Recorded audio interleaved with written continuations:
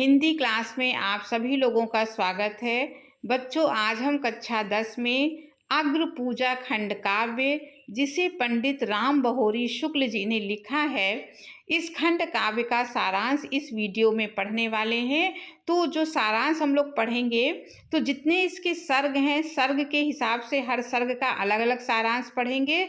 और अगर आपसे किसी भी सर्ग का अलग से पूछा जाता है तो आप इसमें से उत्तर दे सकते हैं, और अगर सबका मिलाकर भी सारांश पूछा जाता है तो भी आप इसी में से उत्तर बनाकर दे सकते हैं। तो बच्चों, इस वीडियो को आप आखिरी तक ज़रूर देखिएगा, क्योंकि ये वीडियो बहुत ही आपके लिए जानकारी वाला होने वाला है। और खंड काव्य का सारांश 100% परीक्षा में ज़रूर पूछा जाता है। तो आप अंत तक देखिएगा ताकि सारांश आपको अच्छे से समझ में आ जाए।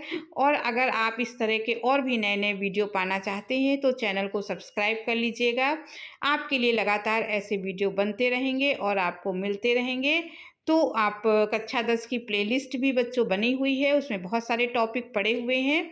आप वहां से जो कुछ भी पढ़ना चाहते हैं प्लेलिस्ट से निकाल कर पढ़ सकते हैं।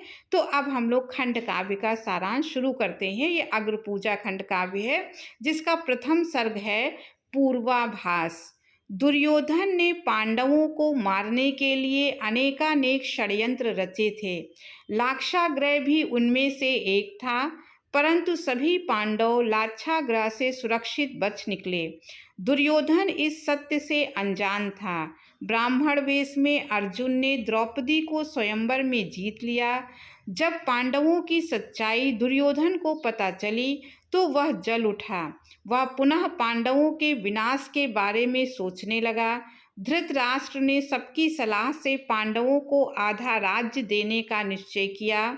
दुर्योधन और कर्ण ने इसका विरोध भी किया, परंतु धृतराष्ट्र ने युधिष्ठिर का राज्याभिषेक कर दिया। युधिष्ठिर माता कुंती और भाइयों समेत खांडव वन की ओर चले गए। अब आ गया द्वितीय सर्ग, जिसका शीर्षक है समारंभ। खांडव प्रदेश भयानक वन क्षेत्र था। पांडवों के हितैषी कृष्ण ने विश्वकर्मा को वहां पर स्वर्गलोक के समान सुंदर नगर बसाने के लिए कहा। उन्होंने ऐसा ही किया। सभी वहां सुखपूर्वक रहने लगे। ये देखकर श्री कृष्ण कुंती से आज्ञा लेकर द्वारका लौट गए।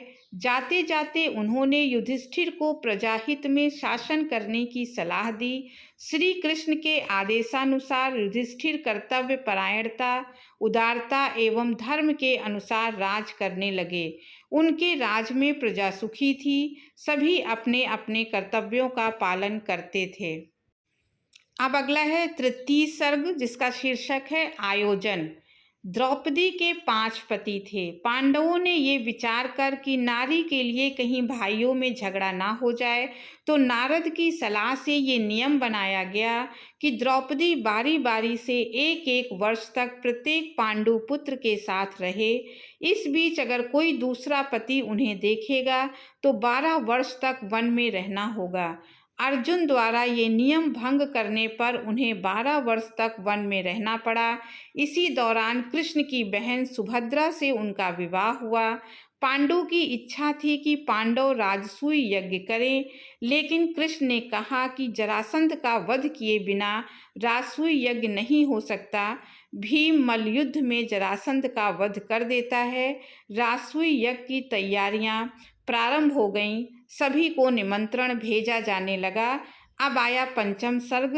बच्चों, जो चतुर्थ सर्ग है वो बहुत ही छोटा है और बिल्कुल इम्पॉर्टेंट नहीं है, तो इसको यहाँ पर छोड़ दिया गया है। वो परीक्षा में पूछा भी नहीं जाता। तो ये सर्ग, पंचम सर्ग आपका इम्पॉर्टेंट है, जिसका शीर्षक है राजसूय यज्ञ। धर्मराज युधिष्ठिर ने सभी संबंधियों को उनकी योग्यता के अनुसार काम बांट दिए थे। श्री कृष्ण ने ब्राह्मणों के पैर धोने का कार्य स्वेच्छा से चुना। जब श्री कृष्ण सभा में आए तो सभी उनके सम्मान में खड़े हो गए। केवल शिशुपाल बैठा रहा। जब भीष्म ने अग्र पूजा का प्रश्न उठाया तो सबने अग्र पूजा के लिए कृष्ण को चुना। शिशुपाल ने कृष्ण की निंदा की। शिशुपाल लगातार कृष्ण की निंदा करता रहा, किंतु श्री कृष्ण मौन बैठे रहे। उन्होंने कहा कि मैंने तुम्हारी माता को तेरे 100 अपराध क्षमा करने का वचन दिया है, इसीलिए मौन हूँ। शिशुपाल के 100 अपराध पूरे होने पर कृष्ण ने अपना सुदर्शन चक्र उस पर छोड़ दिया। शिशुपाल का सिर धड़ से अलग हो गया। इस सर्ग द्वारा कवि ने संदेश दिया है कि दुराचरण का परिणाम सदैव विनाश करने वाला होता है। तो बच्चों, आपको ये अच्छे से सारांश समझ में आ गया होगा। आपको अलग से पूछा जाएगा तो भी आप कर लेंगे, और अगर मिलाकर पूछा जाएगा तो भी आप अच्छे से कर लेंगे। आपको वीडियो अच्छा लगा हो तो चैनल ज़रूर सब्सक्राइब कीजिएगा, इसे लाइक कीजिएगा, शेयर कीजिएगा। अब अगले वीडियो में फिर किसी टॉपिक के साथ मिलेंगे, तब तक के लिए धन्यवाद।